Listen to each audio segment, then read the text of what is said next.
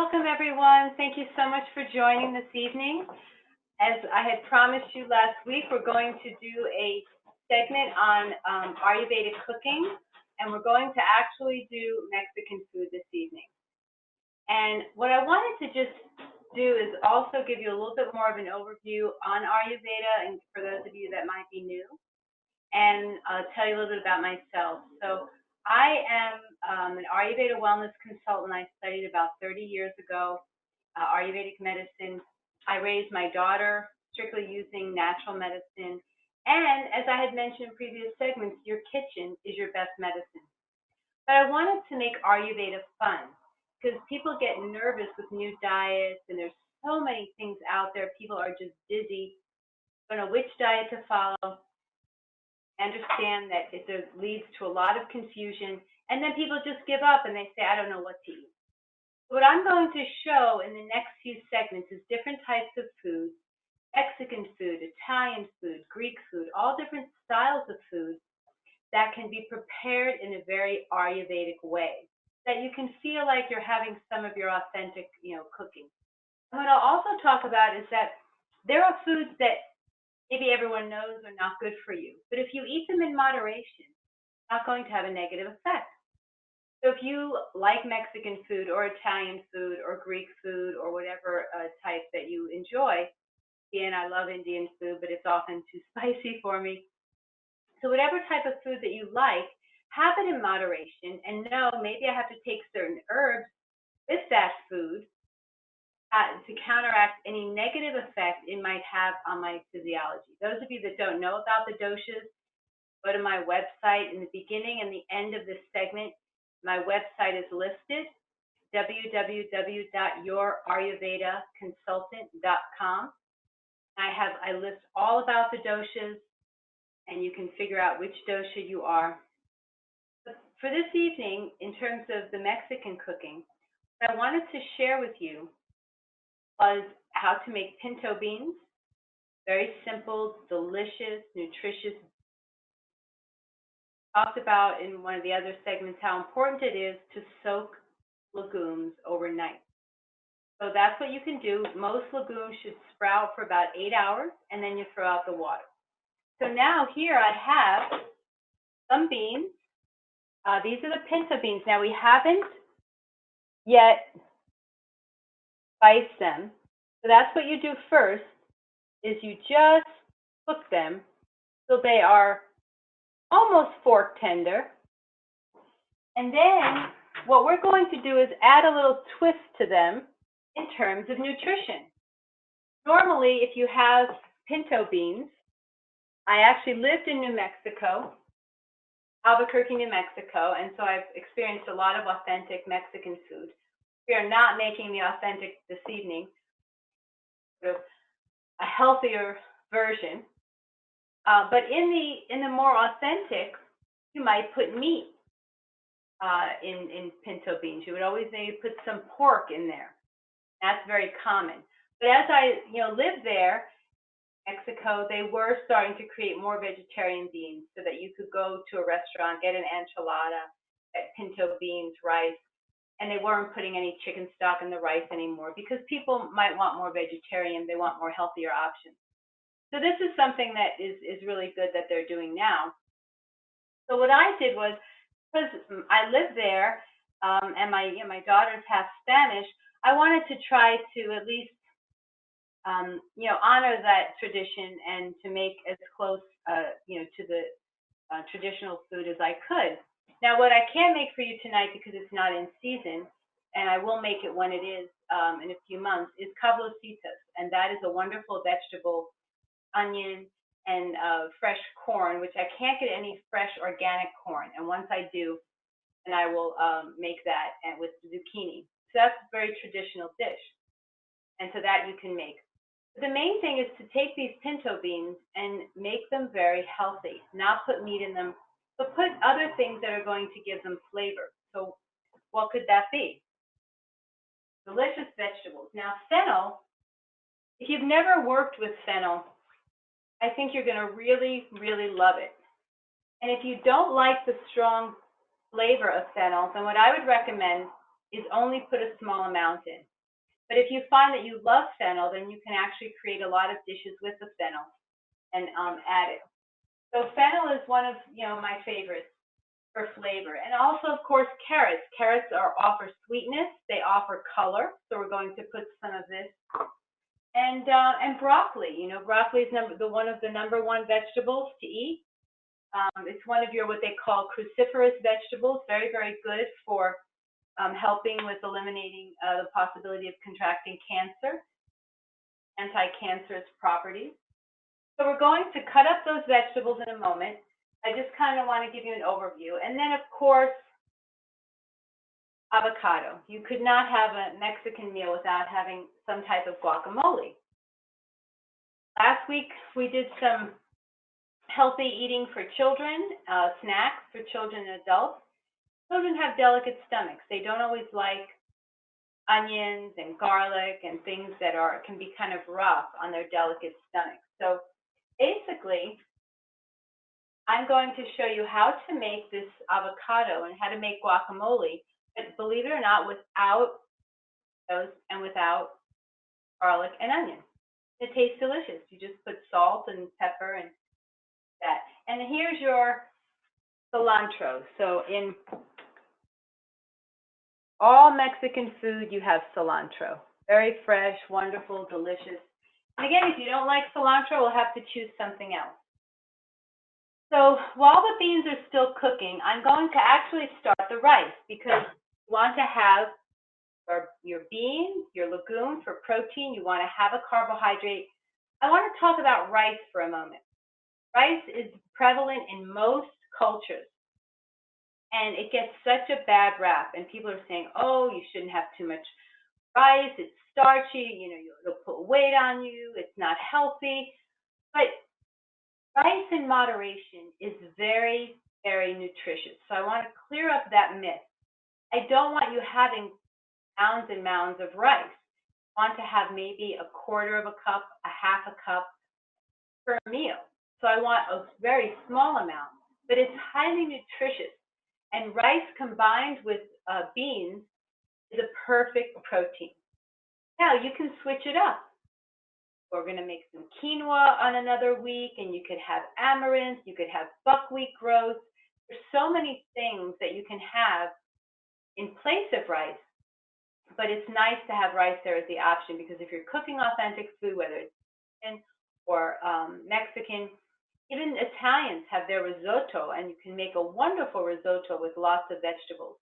So I don't want you to feel like that Ayurveda is so restrictive in that way. And if somebody is telling you that rice is really bad, it's really a matter of moderation.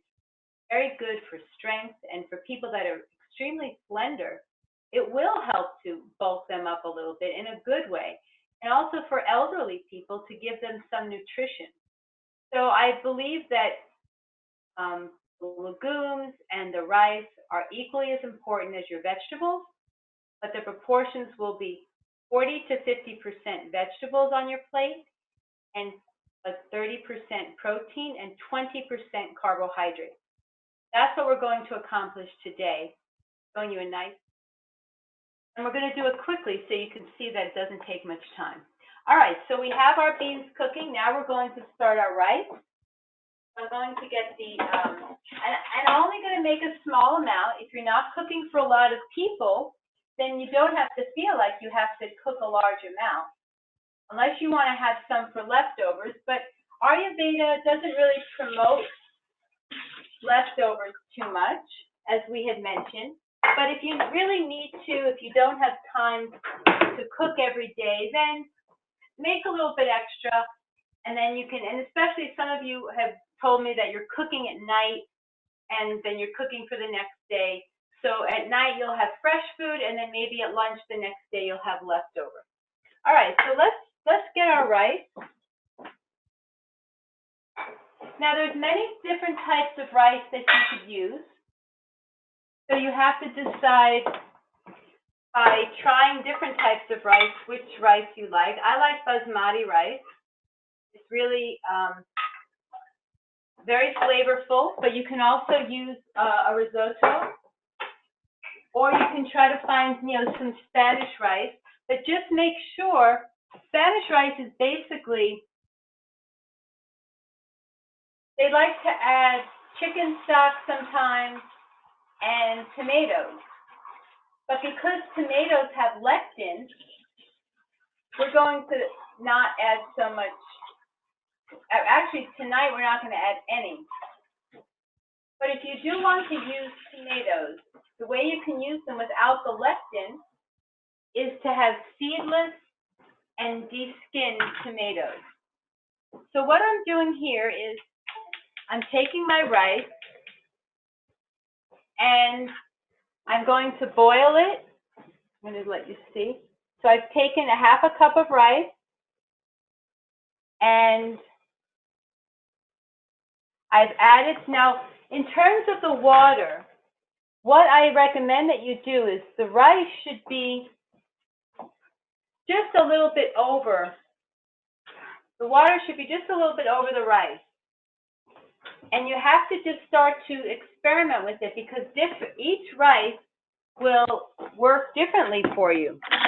So it's very important to try it out. And sometimes you're going to get sticky rice, and if you don't like it sticky, then you're going to have to use less water next time.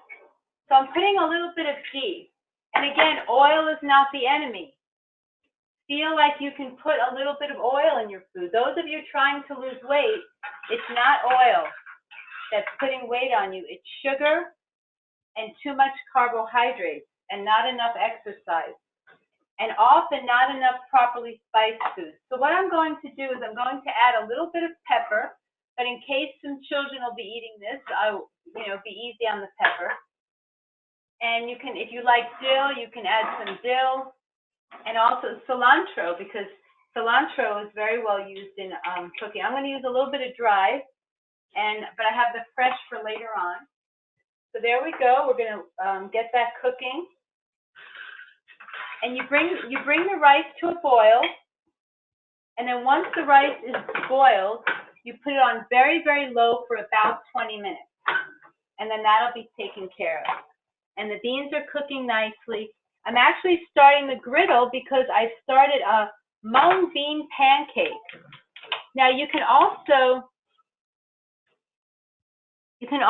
use a corn pancake, but corn is not the most ideal grain, which is unfortunate because enchiladas are made with corn tortillas. But again, I'm showing you how you can take mung beans, make a pancake, put vegetables in it, put a little cilantro walnut pesto, and nobody is going to argue that it's not authentic Mexican. It really tastes delicious. And if you are just doing your once or twice a year of having maybe, some hot chili, and you want to have some authentic sauce, you can get like an enchilada sauce. They are organic and pre-made. You can get those at Whole Foods, and you can drizzle it on if you really do want to have it. But because I'm really showing you how to be, as much Ayurvedic as possible, I wanted to, in this specific session, give you more options. So let's get our vegetables chopped. So now see how, and I'm showing you really 30 minutes. And I'm talking a lot, so this will all be done in under 30 minutes.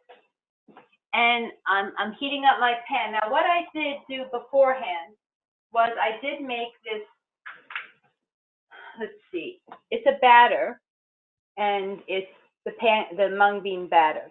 Now what I like about this is that you just have to put it in the blender. What you do is you take about a half a cup, or let's say 1 cup of soaked mung beans. Mung beans were soaked overnight. Those are your yellow split mung beans. I would, now my rice is boiling, so I'm going to put it down on very, very low, and then it'll cook. It'll be probably done cooking by the time we're done with the session. Take 1 cup of yellow mung beans and put them in here. They've already soaked overnight. Remember, we soaked them overnight. And then what you're going to do is add water, but just very little water. I would say you want it to be like a pancake mix. Now, again, it's really what you prefer. Do you like a thinner pancake? Do you like a thicker pancake? And we're going to try one out, and then you can let me know.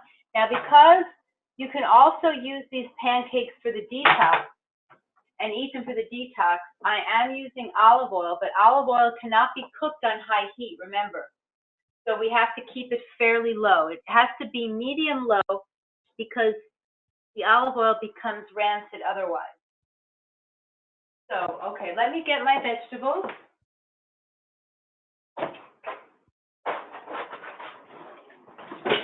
So we get the carrots and the fennel, and what you do with the vegetables is we're going to put them into the beans so that we don't have to waste another pot, and it'll really pick up a nice flavor. So it's almost like a stew.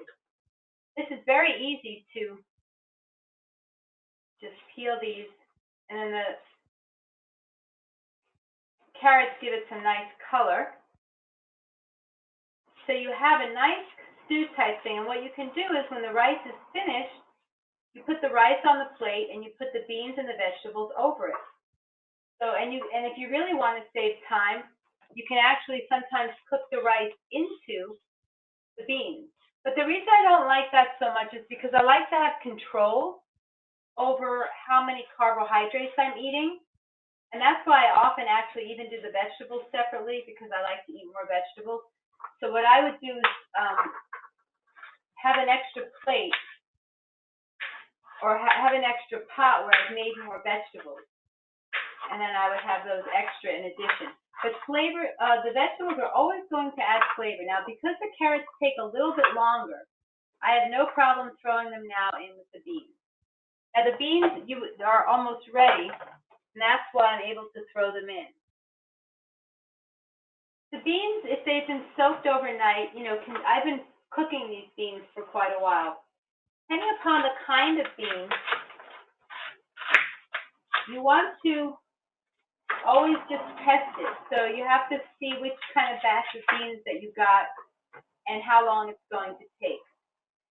This would be something you'd need to do on a weekend when you have a couple of hours where you're just at home, because the beans could take anywhere from, 1 to 2 hours.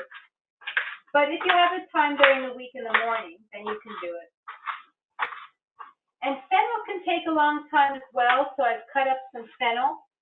And I would say I put in 1 cup of the beans. I soaked 1 cup of the beans, and now I'm going to put in, about maybe 1 cup of each of the vegetables. And that should easily serve, 4 people. It's a lot of beans and nice little look. Now, what type of spices could you use? Oregano. A lot of the Spanish dishes, they use a lot of oregano, as well as cilantro. So you can always throw fresh cilantro in afterwards. So we're going to make a cilantro pesto, cilantro basil pesto. And I wanted to mention with this fennel, it's just so amazing. These little hairs that you're probably afraid of, they're absolutely delicious. So you can, while you're cooking, you just take those little hairs and you throw them into the pinto beans. And you could also put a bay leaf. Bay leaf actually has a nice flavor. So you can add a bay leaf, you can add some of the, I call them hairs. They're kind of the herb portion of the. All right, so I'm just going to wash these. So about a cup of each, cup of all of the vegetables.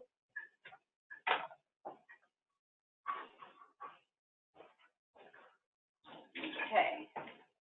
All right, so now we're going to let that cook. That probably will only take about 15 minutes, and then it'll be ready. So we'll add a little bit of maybe some oregano and some pepper, whatever spices you like. You can use fresh or dried. Now, in terms of the herbs, sometimes the dried actually has a nice flavor. Sometimes I mix. I'll put some dried and some fresh because they each have their own flavor. So it's not like fresh is always desired. Sometimes it's really nice. And what you could do is, if you would like to saute these vegetables, you just put them in some olive oil and you can add some leeks. Leeks are very gentle onions. So if you have kids that are going to be eating the food and they don't like onion, you might be able to get away with it. But I don't really need onion in my food. It's just sometimes when I have guests and I know that they might, have more of a desire for some spice, then I will get leeks. And leeks are very, very nice. Very delicate, sweet onion flavor. And then you can monitor this and see, okay, would I like it to be more like a stew, and I want the water to evaporate out? Or do I want it more soupy and I'm going to add more water? So here I'm going to add a little bit more water. I really want everything to be well cooked. Now I'm going to show you the pancake. I'm actually going to blend this again.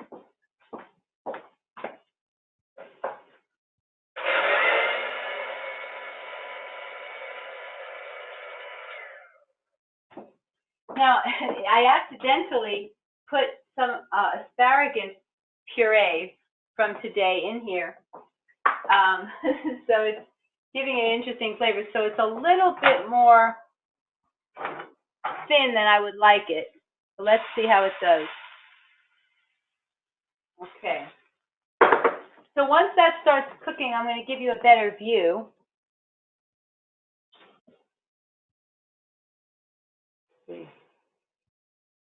I'll wait until it's well cooked. Let me see if, oh yeah, actually if I do that, look at that. Okay, I think you have a good view. So this is an iron skillet, and I would highly recommend you invest in one because you can make the most delicious pancakes, and even just gluten-free pancakes with using, gluten-free flour. You can make the same pancakes with corn or chickpeas, which is also very nutritious. So we're just going to let that cook. Now, it takes a while because, as I said, I don't want to really cook it too quickly because of the oil. So we're just going to let that cook a little bit on both sides. And while that's cooking, I'm going to make the pesto. Okay, so let's see. Got that. All right, so let's make the pesto.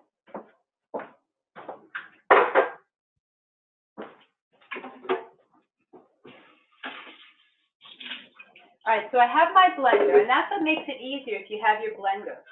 So I have the blender here, and I have some of the cilantro, and I'm going to put, I like fresh basil as well, so I'm going to put, now one trick about the cilantro and the basil is not too much of the stem, particularly with the basil. With the cilantro, if you get a few stems in there, they're not very strong, but believe it or not, the stems of the basil. Now I'm just going to put a handful in. And then here's the basil. Yeah, it's just, I kind of made that mistake in the past when I was making pesto and I didn't know why it tasted so bitter. So this, you really want to be mindful, and just a few leaves. You don't need too much. We're just going to make a small amount. And of course, lemon. A little bit of olive oil, a little bit of lemon. And I will clarify on the website more once I go back. I have the blog that's going to have all the recipes. I will clarify more details of the exact amounts, but just a little bit of salt, a little bit of pepper. Now I'm going to flip over. Nice pancake. Okay, so now I flipped it over to the other side. Let's get some walnuts.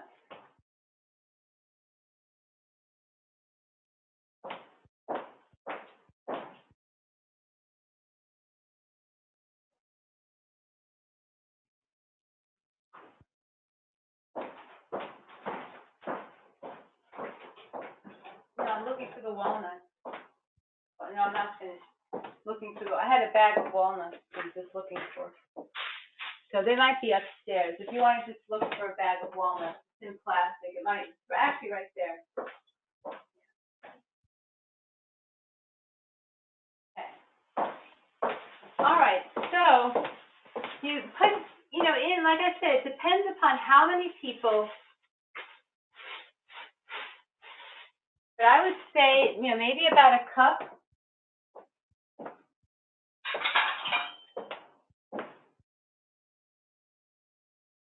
have a nice measuring. So we have a half and then a cup. And once you make your pesto, you can keep it in the refrigerator all week. It really lasts a long time.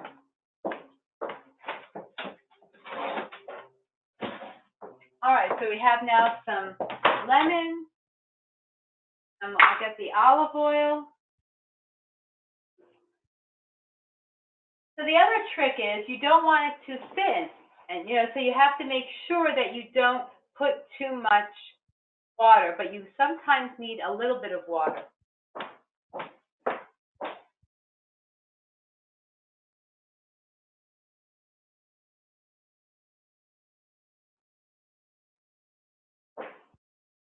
Often if you're making small batches, sometimes you just don't have the right consistency, so you do need to add a little bit of water. So I'm just going to add a drop. You'll see this is purified water.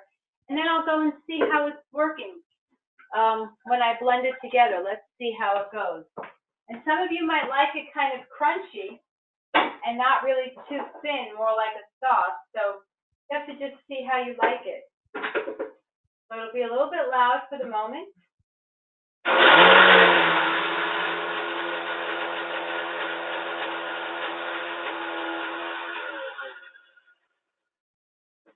And you can also use pine nuts. I do like pine nuts as well, and pine nuts are also very nutritious. But because walnuts have so much omegas, I really like to add them to the diet as much as possible.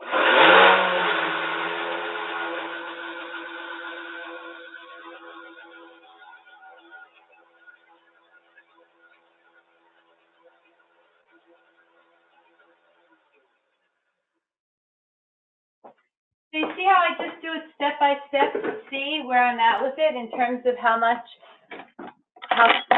thin or thick I want it, and that's really going to be, and then you can, taste it and see if it has enough salt. But I'm going to keep it a little bit thick. Yeah, I like it a little bit crunchy, but anytime you blend something, you really bring the flavors together. All right, so one of my pancakes is finished, so let's take that out. And then I will cook one more so we can kind of make almost like a little sandwich. So there we go. We'll get the other one ready. So do you see how quick this is going? I always say we're going to do this in about 30 minutes. We started a few minutes late. So I'm going to be finishing up with the pancakes, so we might get a little bit delayed. But the rice takes about 10 or 15 minutes. Well, actually, the rice takes about 20 minutes, and it's pretty much done now. Sometimes, if you're very careful with a fork, you can delicately stir the rice so it can cook more evenly. And you can add some nice cilantro for color. But we're going to continue to finish that cooking until we're really completely done. And the vegetables will continue because we want everything hot. So we're just really waiting for the pancake. And then we have our sauce that's ready. And you can actually put it back in. You can heat up the sauce. But let's, quickly just make some guacamole. Very simple. 2-minute guacamole. We're just going to... What I like to do is to use a fork and kind of match it on a cutting board. I find that's the way you can get it very smooth. So let me get a nice fork. I have these kind of like a big serving fork. And I think you'll enjoy that as well. It goes especially if you need to make a lot, it goes very quickly. And so you can get it very smooth. And you can just put it right on the, and of course, I did buy one, a nice sort of avocado peeler where you can peel it very nicely into nice shapes. And that's really wonderful when guests come. You can actually have that surrounding your guacamole. Pretty of decorative type avocado, but you can eat it. So I'm just mashing this. It's perfectly ripe. It got a little brown because I opened it too early because I wanted to make sure it was good for tonight. But I'm just mashing it here. I'll put this down a little bit so you can see. So I'm just really mashing this. You can see this is the avocado. Mashing it. Get it very smooth. And then you have your pancake. It's almost ready. So we'll just flip it over. See that? There you go. Now, one thing that's really popular, I'll let you look at that a little bit longer. One thing that's really popular in Mexican food is having like a dollop of sour cream on the food, which, I think is fine. I think a better alternative would actually be cottage cheese. In Ayurveda, hard cheese is not favored. So I would say, limit your hard cheese intake to really once a month. And I think you'll live a very long and healthy life if you do, because it's been known, just kind of like red meat to not be so good for the heart. So I'm going to add a little salt, a little pepper, a little lemon. Again, I don't like to add cayenne too much because, cayenne's not so favored. The hot spices are not so favored in Ayurveda. But a little black pepper is good for digestion. And then you add a little bit of lemon. So we just, nice lemon. Got your salt. And you could add lime. When limes are fresh and in season, that kind of gives it a unique flavor. Here you've got your guacamole. I'll show you how we can make that kind of a nice presentation.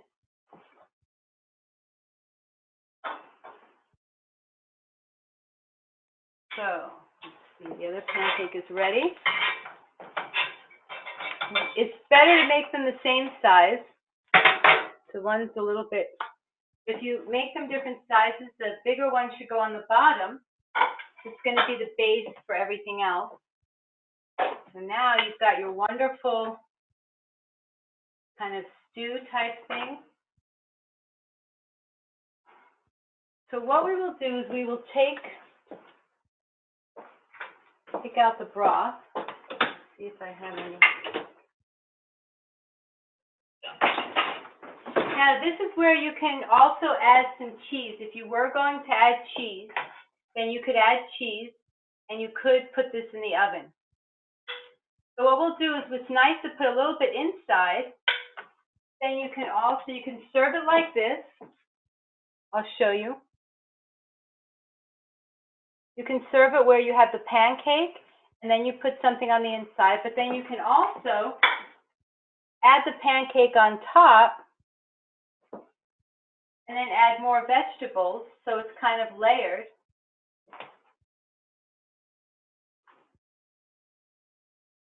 Kind of looks nice with all the different colors. And on a side dish, you might want to have guacamole, or you can just put it right on the side.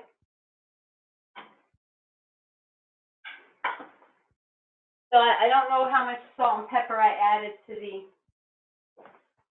and also you can add olive oil to the vegetables while they're cooking, very important, but you have to keep it on low heat then. You have to make sure you have enough time. All right, so we are almost ready. Some nice cilantro will make it look nice. And you could have your dip. So let's.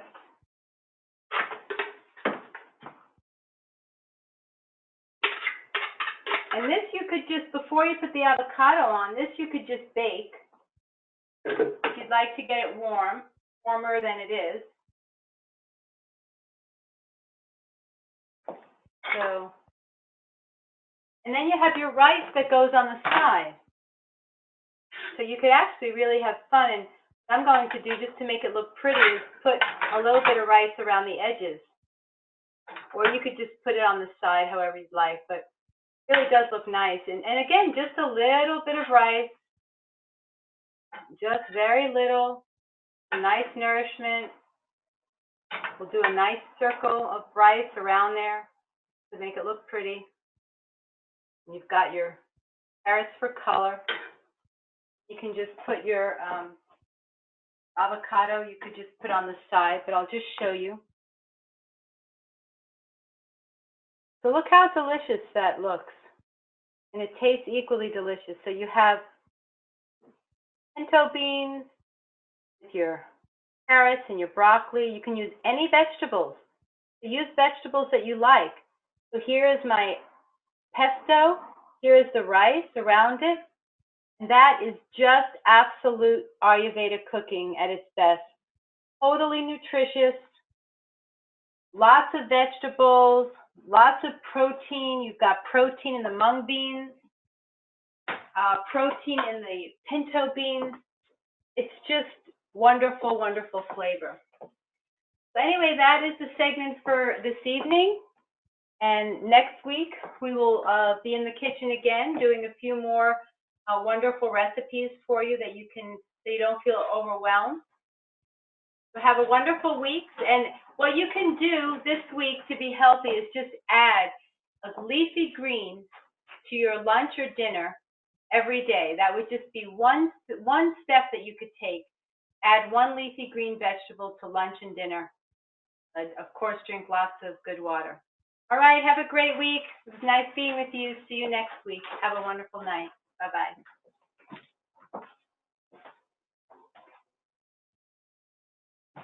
She's editing that.